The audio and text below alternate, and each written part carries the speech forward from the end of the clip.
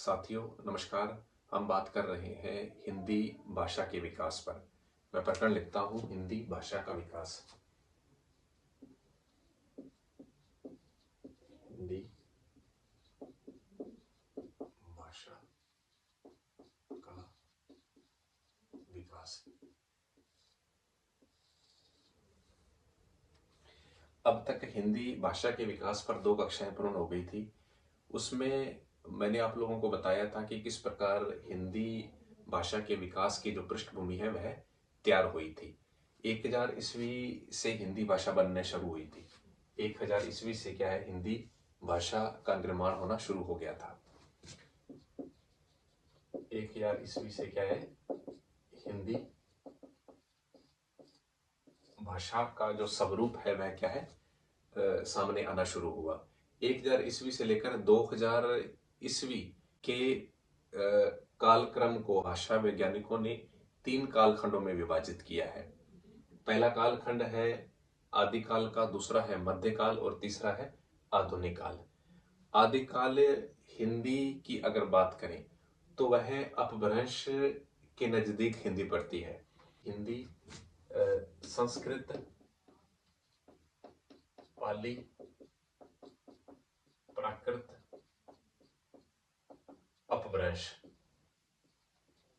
अपभ्रंश और अवहट, यह 5 स्थितियां रही है हिंदी के बनने की। पहला है संस्कृत, दूसरी है पाली, तीसरी है प्राकृत, चौथी अपभ्रंश और पांचवी अवहट।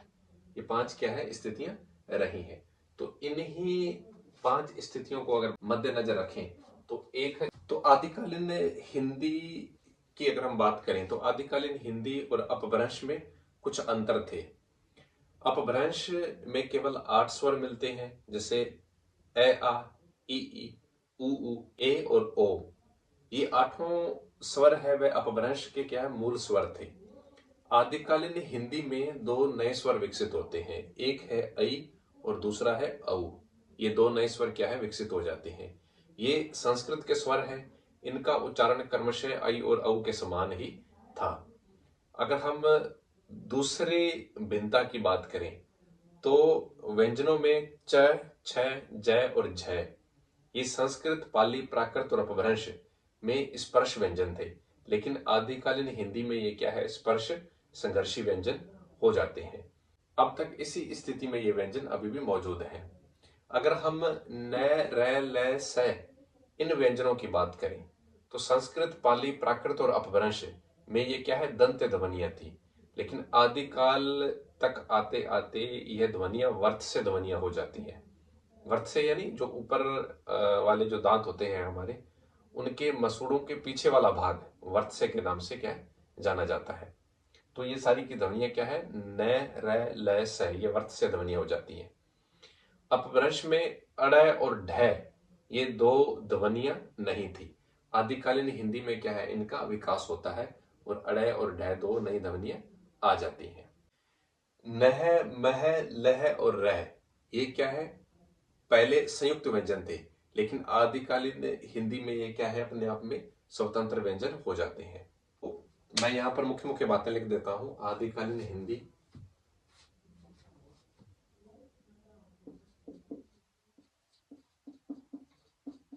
आदिकालीन हिंदी और अपभ्रंश में अंतर। अपभ्रंश में अंतर, पहला अंतर ये था, पहले अंतर की बात करें कि अपभ्रंश में केवल 8 स्वर मिलते हैं। अपभ्रंश में केवल 8 स्वर थे। अपभ्रंश में केवल 8 स्वर थे। ये 8 स्वर कौन कौन से थे, ए, आ, ई, उ, ए, ये क्या है, 8 स्वर थे। 1 2 3 4 5 6 7 8, ये 8 स्वर मिलते हैं अपभ्रंश में। लेकिन ये आठों जो स्वर थे वह अपभ्रंश के मूल स्वर थे। यह 8 स्वर, 8 स्वर अपभ्रंश के मूल स्वर कहलाते थे, मूल स्वर कहलाते थे। आदिकालीन हिंदी की अगर बात करें तो आदिकालीन हिंदी में दो नए स्वर जुड़ते हैं। दो नए स्वरों का क्या है, दो नए स्वर विकसित होते हैं। आदिकालीन हिंदी में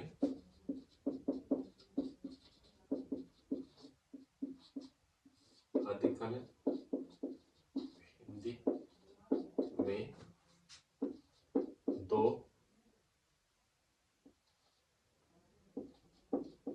नए स्वरों का विकास। कौन से दो नए स्वर थे? एक था आई और एक औ।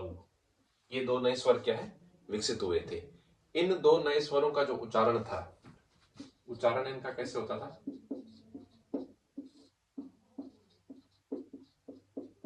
ऐ और औ के समान क्या है, इनका उच्चारण होता था। पहली जो भिन्नता थी आदिकालीन हिंदी की अपभ्रंश से, वो ये थी कि अपभ्रंश में केवल 8 स्वर थे, लेकिन आदिकालीन हिंदी में दो नए स्वरों का विकास होता है, ऐ और औ।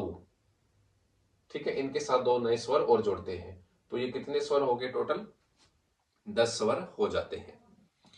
तो अब दूसरी जो भिन्नता है, दूसरी क्या है भिन्नता की अगर बात करें, दूसरे अंतर की अगर बात करें तो च, छ, ज और झ, यानी कि च, छ, ज और झ, यह जो ध्वनियां है, यह व्यंजन है संस्कृत, पाली, प्राकृत और अपभ्रंश। संस्कृत, पाली, प्राकृत और अपभ्रंश में क्या है, यह स्पर्श व्यंजन थे। कौन से व्यंजन थे? यह स्पर्श व्यंजन थे। यह स्पर्श व्यंजन कहलाते थे, स्पर्श व्यंजन कहलाते थे। लेकिन आदिकालीन हिंदी में ये क्या हो जाते हैं, स्पर्श संघर्षी हो जाते हैं। क्या हो जाते हैं? यह स्पर्श संघर्षी हो जाते हैं। कौन सी हिंदी में? आदिकालीन हिंदी में। यानी आदिकाल में हिंदी में क्या है, स्पर्श संघर्षी हो जाते हैं। अभी तक यही स्थिति बनी हुई है। मैं यहां लिख देता हूं, अब तक भी यह, अब तक यानी आधुनिक काल तक, अब तक भी यह व्यंजन स्पर्श संघर्षी है। स्पर्श संघर्षी है। अगर हम तीसरे अंतर की बात करें तो न, र, ल और स, न, र, ल और स, यह भी संस्कृत, पाली, प्राकृत, अपभ्रंश। न, र, ल, स, यह जो चार व्यंजन है वह उस समय यानी कि संस्कृत में पाली, संस्कृत, पाली, प्राकृत और अपभ्रंश में क्या थी? है दंत्य ध्वनियां थी।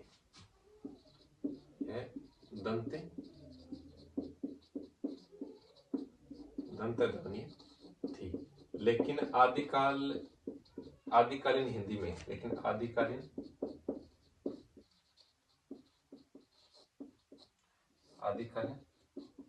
हिंदी में ये ध्वनियां क्या हो गई? वर्त से हो गई।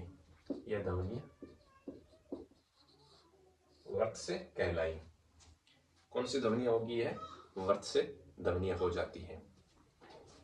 चौथी जो विशेषता थी या अंतर कहे, चौथी विशेषता ये थी कि अड़ और ढ, ये दो नए व्यंजन आदिकालीन हिंदी में आते हैं। यह दो नए व्यंजनों का विकास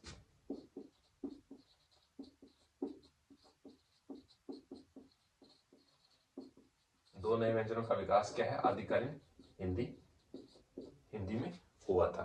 इसके अलावा पांचवी जो विशेषता थी वो ये थी कि न है, रह,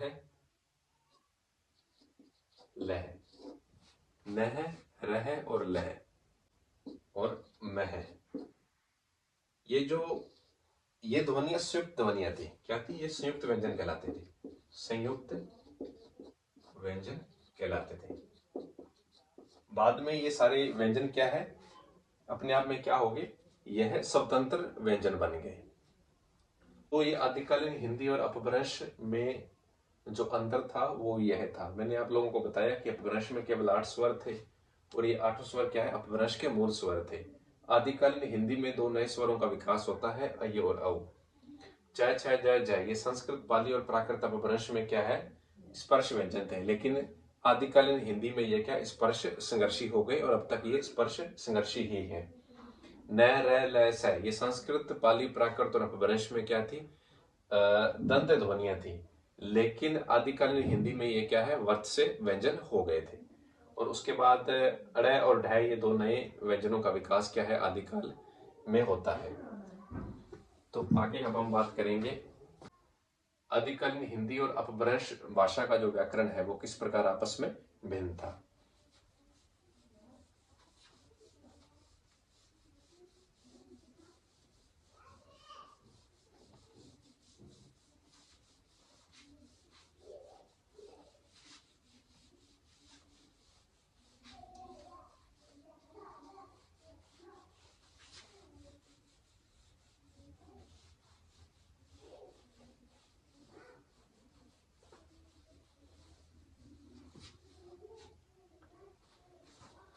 तो अगर हम आदिकालीन हिंदी के व्याकरण की बात करें तो इस काल का जो व्याकरण है वह 1000 या कहें कि 1100 ईस्वी के आसपास है।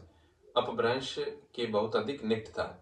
हमने ध्वनियों की भी बात करी थी, किस प्रकार क्या है, लगभग अपभ्रंश के क्या ये नजदीक ध्वनियां पड़ती थी। तो भाषा में काफी रूप ऐसे थे जो अपभ्रंश के थे। धीरे धीरे अपभ्रंश के रूप समाप्त होते गए और हिंदी के नए रूप, हिंदी के अपने रूप क्या है, विकसित होते गए। 1500 ईस्वी तक आते आते, यानी कि 1500 ईसा तक आते आते हिंदी अपने पैरों पर खड़ी हो जाती है और आदिकालीन हिंदी का जो व्याकरण है वह अपभ्रंश के व्याकरण से किस प्रकार भिन्न हो गया, उस पर क्या बात करेंगे। तो मैं यहां लिख देता हूं कि आदिकालीन जो हिंदी है अपभ्रंश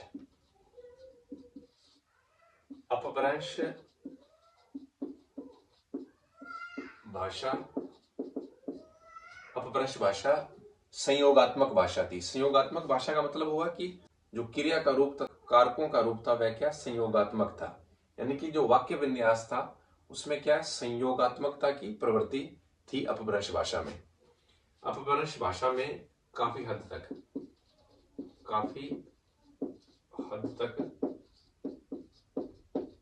संयोगात्मकता की प्रवृत्ति पाई जाती है, संयोगात्मकता की प्रवृत्ति मिलती है। यानी कि क्रिया तथा कारकों का रूप, क्रिया तथा कारकों का जो रूप है वह संयोगात्मकता लिया हुआ है। कारकों का रूप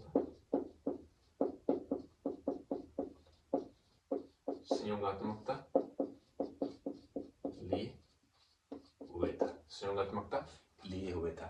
लेकिन आदिकालीन हिंदी में वियोगात्मक रूप का प्राधान्य हो चला था।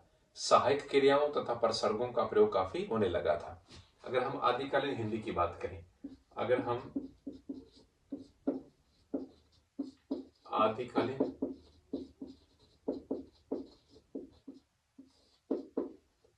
हिंदी की बात करें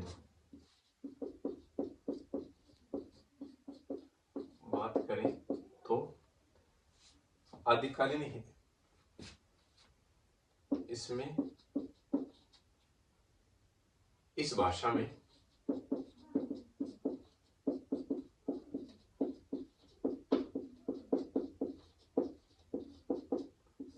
वियोगात्मकता की प्रवृत्ति मिलने लगी थी।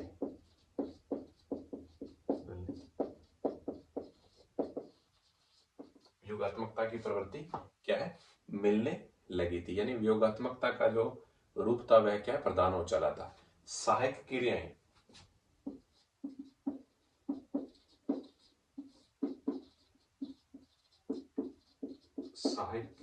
तथा प्रसर्गों का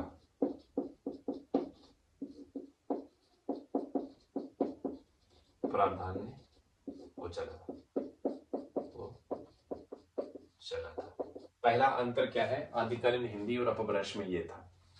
दूसरे अंतर की बात करें तो दूसरा अंतर ये था कि जो नपुंसक लिंग था, नपुंसक लिंग का प्रयोग अपभ्रंश में होता है, लेकिन आदिकालीन हिंदी में यह लिंग क्या है? प्राय समाप्त हो गया। नपुंसक लिंग का प्रयोग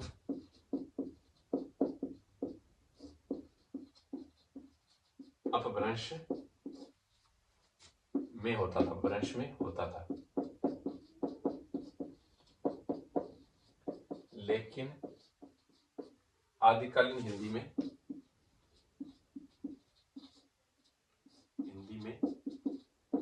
इसका प्रयोग प्राय समाप्त हो गया। इसका प्रयोग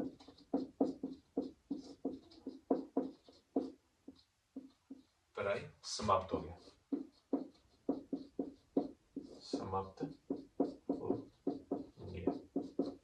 इसका प्रयोग प्राय समाप्त हो गया।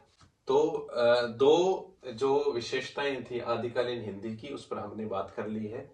अब हम तीसरी विशेषताओं पर बात करेंगे। तीसरी विशेषता आदिकालीन हिंदी की ये थी कि हिंदी वाक्य रचना में ये जो शब्दों का क्रम है वह धीरे धीरे निश्चित होने लगा। हिंदी वाक्य रचना में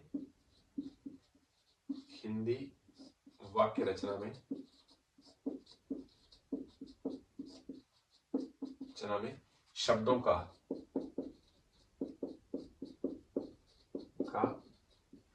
क्रम धीरे धीरे निश्चित होने लगा। धीरे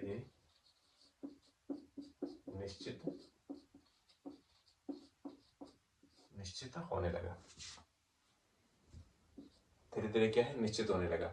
यानी कि जो वाक्य विन्यास था, वाक्य में जो पद थे, जो शब्द थे, वो किस क्रम में रखे जाएंगे, उनमें क्या है? वैज्ञानिकता आने लगी थी। और जो चौथी प्रवृत्ति ये थी इस आदिकालीन हिंदी की, वो ये थी कि भक्ति आंदोलन के प्रारंभ होने से तत्सम शब्दावली का प्रयोग क्या है? बढ़ना शुरू हो गया था। यानी कि जो संस्कृत के शब्द थे, मैंने बताया था ना कि संस्कृत, पाली, प्राकृत, अपभ्रंश,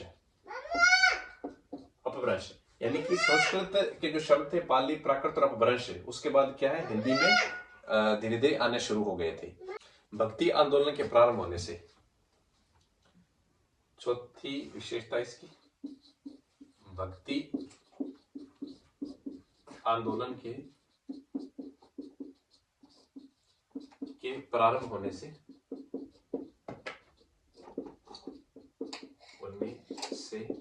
तत्सम शब्दावली आदिकालीन हिंदी में प्रयुक्त होना शुरू हो गई थी। तत्सम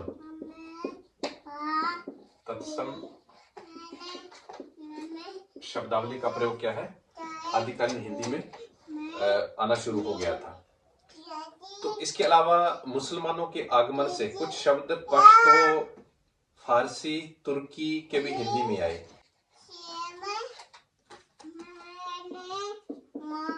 मुसलमानों के आगमन से,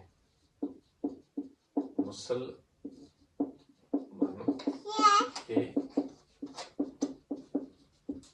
आगमन से पश्तो, तुर्की, अरबी व फारसी शब्दों का भी प्रयोग होना शुरू हुआ था। शब्दों का भी प्रयोग होने लगा था। आदिकालीन हिंदी में क्या है, इन भाषाओं के शब्द भी क्या है आना शुरू हो गए थे। इसके अलावा अगर हम आदिकालीन हिंदी के साहित्यकारों की बात करें तो इनमें गोरखनाथ जी हैं, विद्यापति, नरपति नाल्य, चंद्रबरदाई, कबीर साहब इत्यादि का नाम आता है। अगर हम साहित्यकारों की बात करें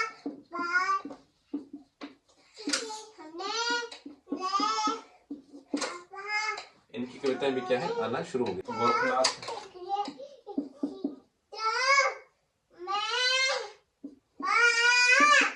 गोरखनाथ,